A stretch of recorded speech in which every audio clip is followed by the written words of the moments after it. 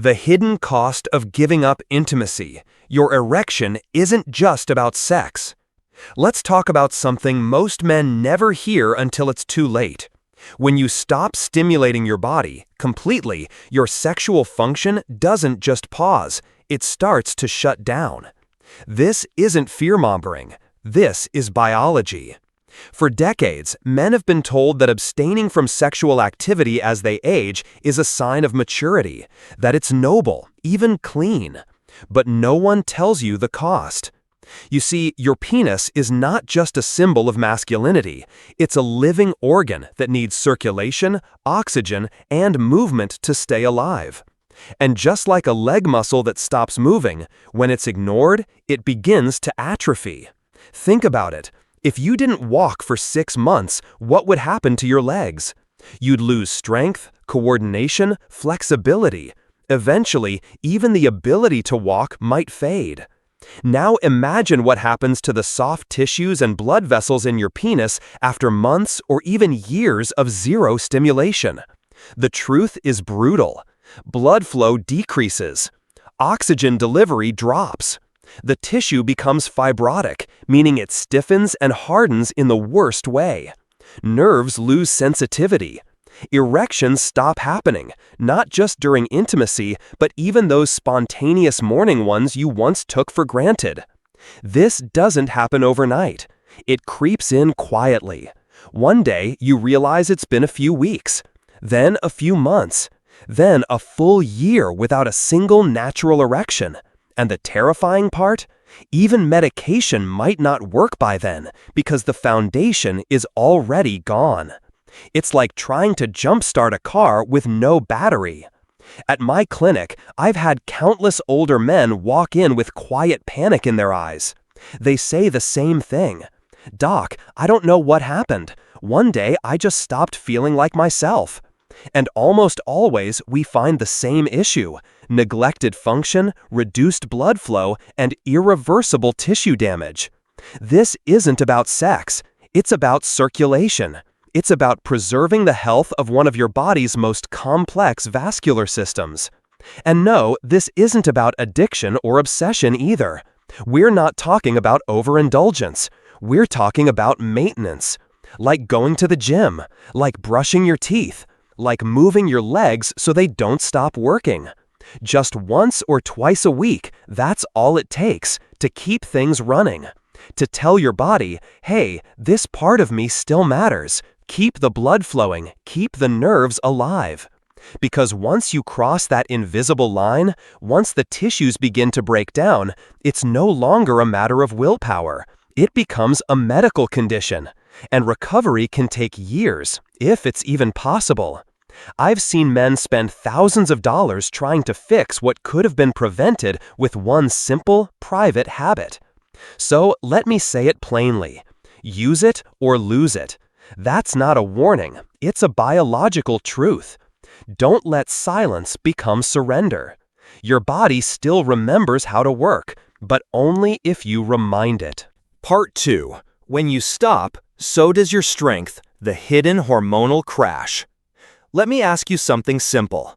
When was the last time you truly felt like yourself?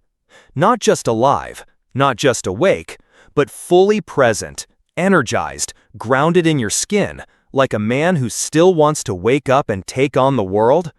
If it's been a while, you're not alone. Every week, men walk into my office with the same story. They're not in pain, they're not sick, but something feels off. They're more tired than usual, less motivated. The spark is gone, but they can't explain why. They think it's aging, or stress, or maybe just the way life goes after 60. But here's what they're not being told, and what I need you to hear clearly. When you stop engaging your sexual energy, your brain stops sending the signal to produce testosterone. Not slowly, not gently, it shuts down like a factory with the lights turned off.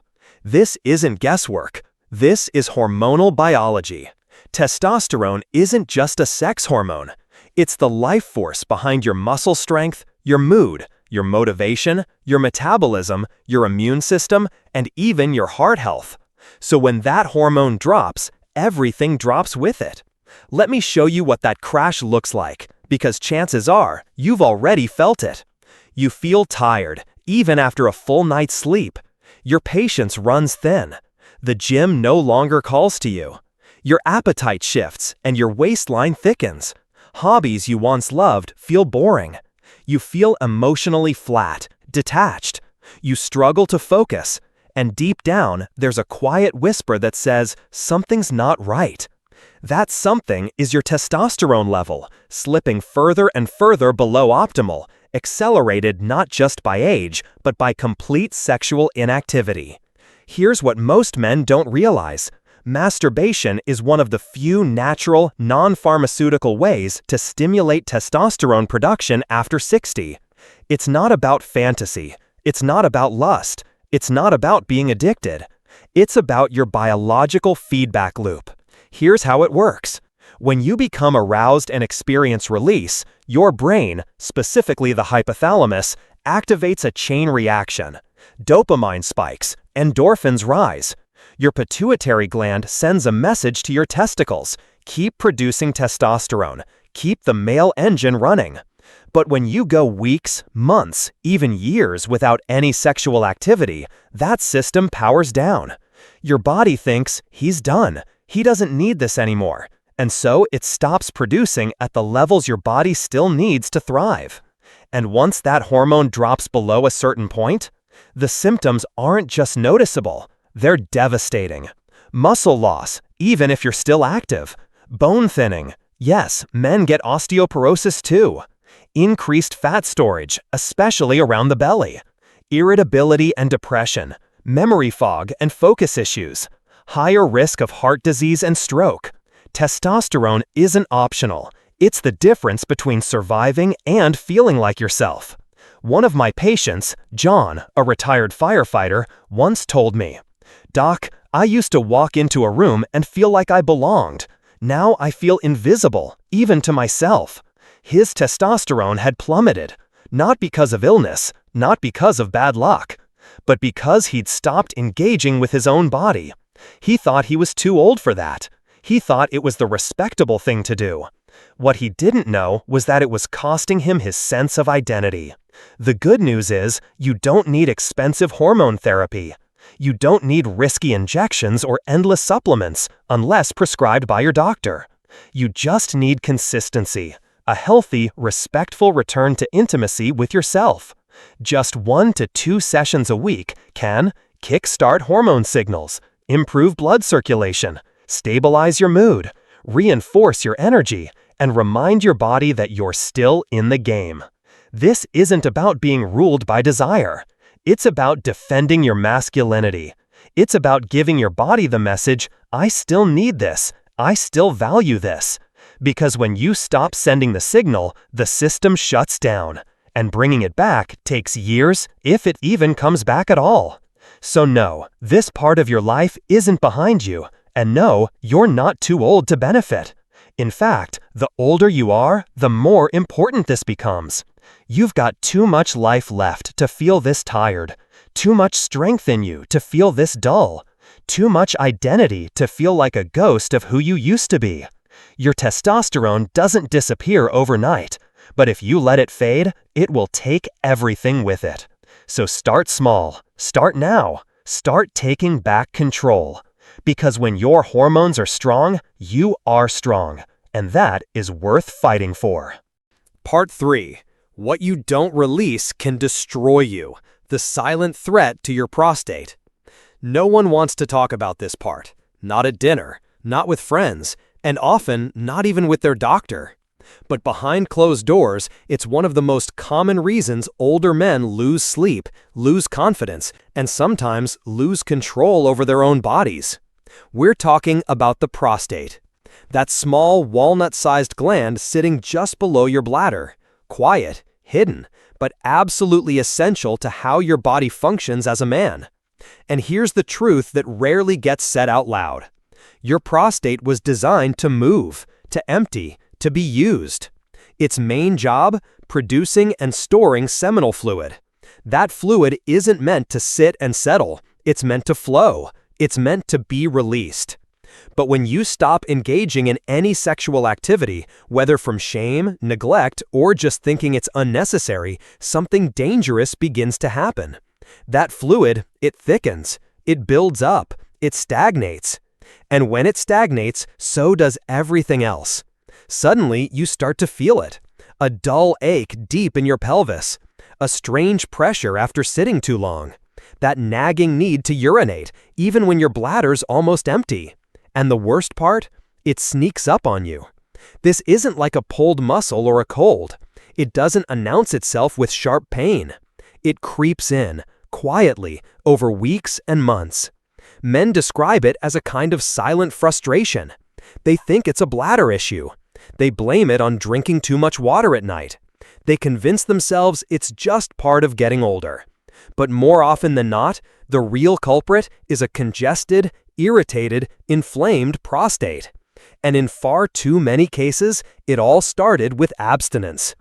Let me be very clear. This isn't about indulgence. It's not about chasing desire for desire's sake. It's about biological maintenance. Your prostate is an active gland. It's not just sitting there doing nothing. It's constantly producing fluid, preparing your body for what it was designed to do. But when ejaculation stops completely, especially after age 60, your body no longer has a way to clear that fluid. That's when inflammation begins. That's when pain shows up. That's when you start waking up 3, 4, 5 times a night just to pee, because your body can't find peace. And if this goes on for too long, you're not just looking at discomfort. You're looking at chronic prostatitis, a painful, long-term inflammation that's notoriously hard to treat. I've seen it derail lives. Men who once lived actively now avoid road trips, social events, even long meetings, because they always need a bathroom nearby. Others end up needing invasive procedures. Some spend thousands of dollars on medication, only to find the root cause was something their own body could have solved, if it had been allowed to. Now, let's talk about something even more serious. A major study from Harvard University revealed a powerful connection between regular ejaculation and a lower risk of prostate cancer. Why? Because when your prostate is regularly emptied, it flushes out harmful substances, dead cells, and inflammatory agents. It stays healthy, active, and resilient. But when fluid builds up for weeks, months, or even years, those substances have nowhere to go. Inflammation increases, and over time, that may increase your long-term risk, not just for discomfort, but for something far more dangerous. I treated a man in his early 70s who hadn't ejaculated in nearly 2 years. He said he didn't feel the need anymore. He thought that part of life was over. But when his PSA levels spiked, we ran tests. What we found was startling. A swollen, congested prostate, severely irritated and heading down a dangerous path. He needed a biopsy. And while we caught things early, it was a wake-up call. Because all of it, the swelling, the pressure, the potential danger, could have been prevented with something so simple, so natural, so within reach. You see, sexual release isn't just about pleasure, it's about preservation. It's how your body clears out the old and keeps the system clean. Skipping that process for too long doesn't make you virtuous, it makes you vulnerable. And that vulnerability doesn't just affect your nights, it can steal your freedom, your peace, your health. Some men suffer in silence, afraid to speak up. Others brush it off until the pain sets in. But by then, the damage is already happening. Let me offer this truth without shame. Your body still works. It still needs care. It still requires attention. You wouldn't let your heart go unchecked. You wouldn't ignore shortness of breath. So why ignore the very organ that plays a central role in your long-term health as a man? Regular release. Part 4. The loneliest decline. When you stop feeling like yourself. There's a kind of silence that creeps in slowly. Not in your bedroom, not in your home, but inside you. It doesn't start with pain. It doesn't start with symptoms you can Google. It starts with something far more subtle. You stop recognizing the man in the mirror. You get up in the morning and something's off. The coffee doesn't hit like it used to. The music doesn't move you. You skip your morning walk. Your hobbies start collecting dust. And deep down, you can't shake the feeling that something is missing. But you can't put your finger on what. There's no injury, no crisis, just a growing distance from yourself. And that, right there, is the most dangerous consequence of all. Because when men stop engaging in any kind of sexual intimacy, even with themselves, they don't just lose a function, they lose a connection. A connection to their body, a connection to their emotions, a connection to something deeply human inside them. It happens quietly. 1 week becomes a month, a few months become a year, and somewhere along the way, you start to feel invisible, not just to others, but to yourself. I've sat across from men in their 60s, 70s, even 80s, tough men, veterans, businessmen, grandfathers, and I've heard them say the same thing with voices barely above a whisper. I don't feel anything anymore. They're not talking about sex. They're talking about life. The spark is gone, not because of age, not because of illness, but because the last remaining thread tying them to joy, to vitality, to themselves was quietly cut. And no one told them what that decision would cost. You see, when you stop all sexual activity, you're not just giving up physical pleasure. You're also shutting down a vital chemical process that your brain depends on to stay emotionally balanced and mentally resilient. Let's break it down. During arousal and orgasm, whether with a partner or through self-pleasure, your brain releases a potent cocktail of neurochemicals. Dopamine, the motivation molecule. Oxytocin, the bonding hormone. Endorphins, your body's natural antidepressants. These aren't bonus chemicals, they're essential. They stabilize your mood, they reduce anxiety, they improve sleep, they fight depression, and most importantly, they reinforce your sense of being alive. When that release stops, so do these chemicals. And over time, your emotional world begins to flatten. Colors seem duller, music feels quieter, your reactions slow, you laugh less, you dream less, you stop reaching. Eventually, you start to feel like a spectator in your own life, watching from the sidelines instead of participating. And here's what makes it even more dangerous. Most men don't realize what's happening. They don't link the numbness to their decision to stop being intimate. They don't connect the loneliness to the quiet withdrawal from their own body. They chalk it up to getting old. But what they're experiencing isn't age, it's emotional starvation.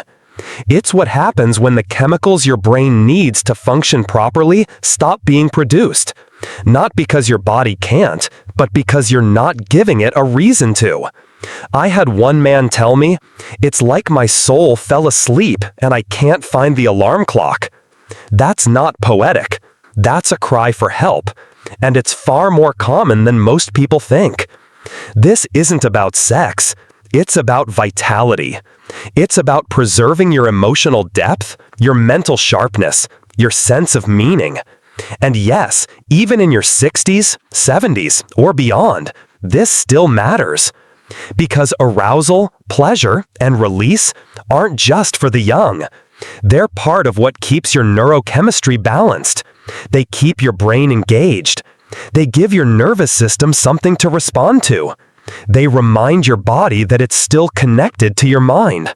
And without that, you become vulnerable to things far more damaging than physical decline.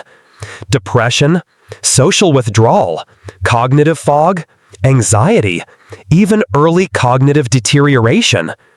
I've seen men go from confident, social, and alert to isolated, withdrawn, and emotionally numb, all because they stopped engaging in any form of intimacy. And here's the part no one talks about. It doesn't just affect you. It affects your relationships, your friendships, your family. When you go numb inside,